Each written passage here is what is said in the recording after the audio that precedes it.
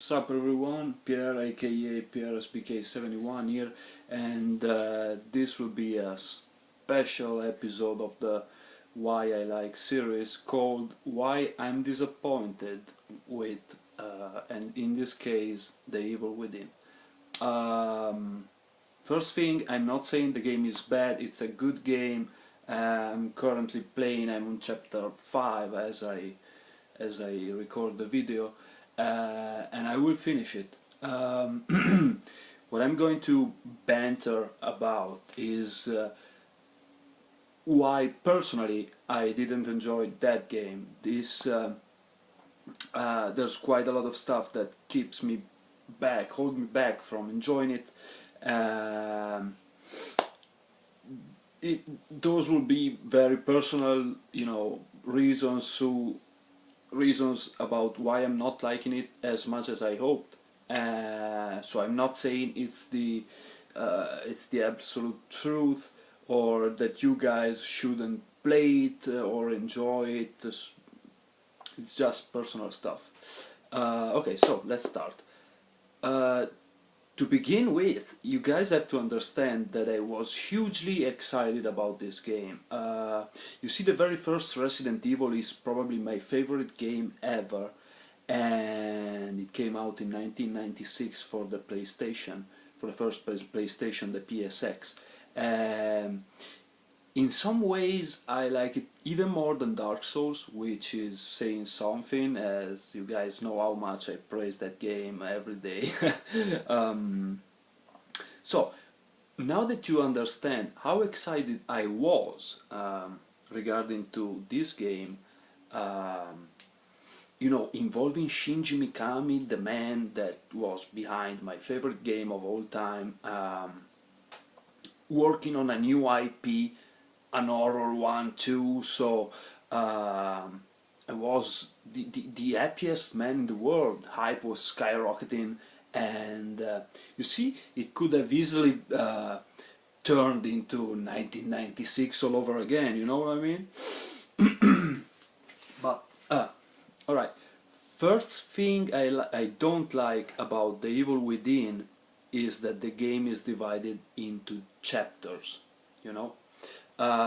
It's not a bad thing per se, but and it works like a charm in a lot of games, in a lot of genre.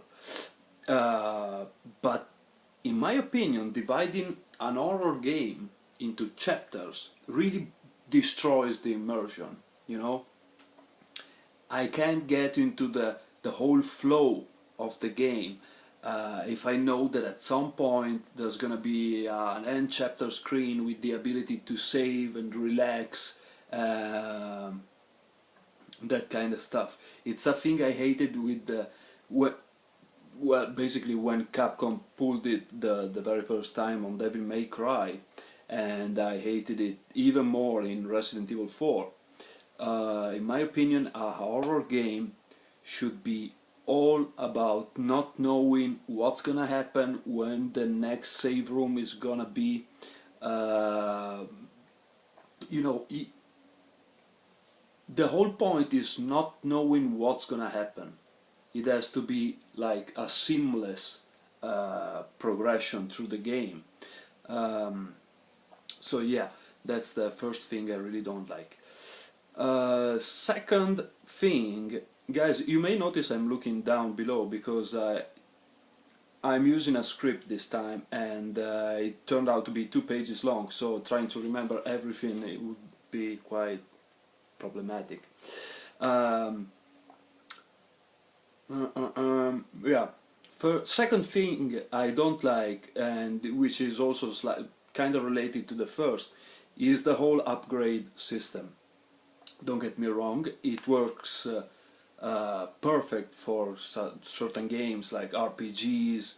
I mean, it works on its own, but in my opinion, not as this much in this genre. You know, the first Resident Evil basically had no upgrades at all.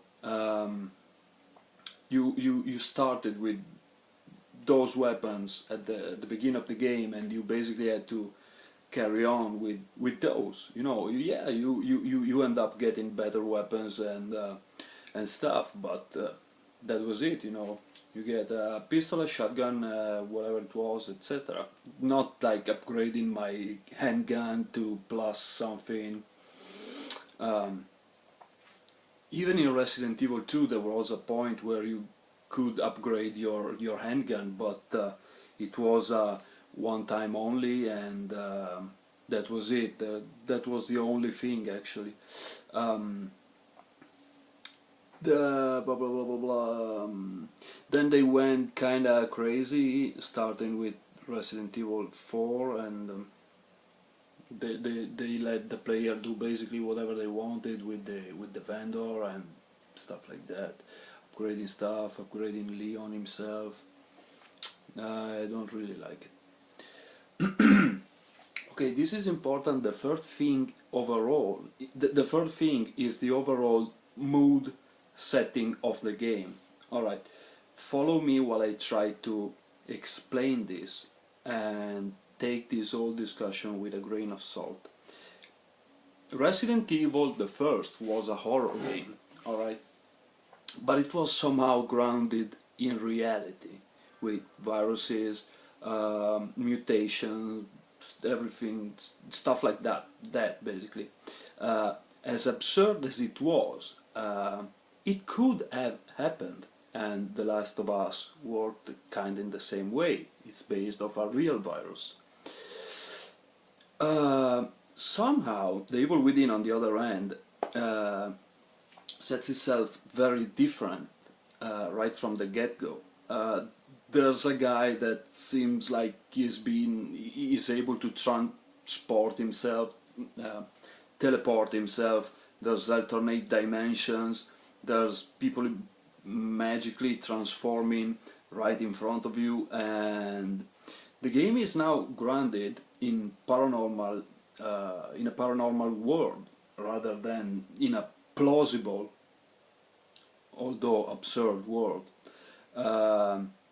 Not that setting the game in a paranormal world is a bad thing. It's just that sometimes it goes so over the top that it works for me the opposite way. I snap out of the immersion of the game, realizing how absurd it is, instead of, you know, getting involved, etc. Sometimes it just skyrockets into absurd, and I realize I'm like, whoa, that's too much, you know. Alright, fourth thing is the fourth thing I don't like is the feeling I get from the game. You know, right now while I play, I have this, you know, unsettling feeling of playing a mixture of Resident Evil 4 for the gameplay mechanics, Silent Hill for the nightmarish and supernatural settings, and all this going with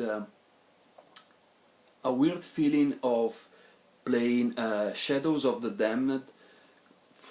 Came out for the 360 and the PS3 last gen. You know, the whole point is I had a huge sense of deja vu while playing the game, and I don't know. So those are the four main reasons of why I don't like The Evil Within.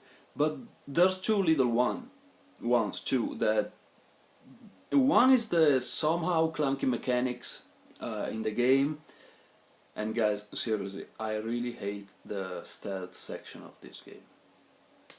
The other being the two huge black stripes on the top and the lower section of the screen. That, coupled with the in-game camera being quite zoomed in on the game itself, really makes it hard for me to, you know, get a good sense of what's going on overall. It's also a shame because some of the backdrops are quite nice to look to. to look at, and but really the section of the game you see is really too small, and that's, yeah, that's pretty much it. You know, at the start of chapter 2 in The Evil Within, I was almost crying in joy because of the huge reference to Resident Evil 1. Well, it's a huge reference, but it's pretty much a copy-paste sequence from that game. So, well, anyway, but the more I played, the more I felt mocked by it, rather than enjoying the Easter egg, the reference. As if Shinji Mikami was telling me, "Hey, oh, P, remember that? Remember this? You love that, right? Well, keep dreaming," like something like that. I mean, I feel as if Mikami got stuck at Resident Evil 4. And the problem is, Resident Evil 4 came out in 2004, which is 10 years ago.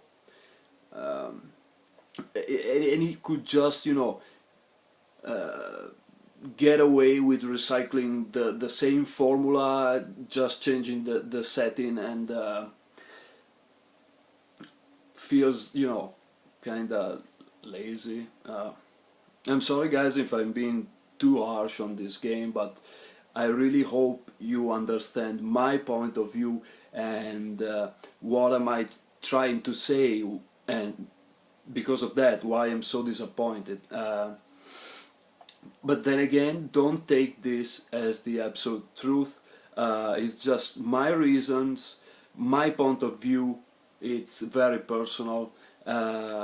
If you guys like it, hey, I'm the first to be happy for you guys, because I keep playing it until I finish it, and who knows, maybe Mikami would pull out one of his magics midway through the game, and I don't know. But yeah, that's the end of today's special episode. Hope you guys liked it, and see you next time. Ciao ciao.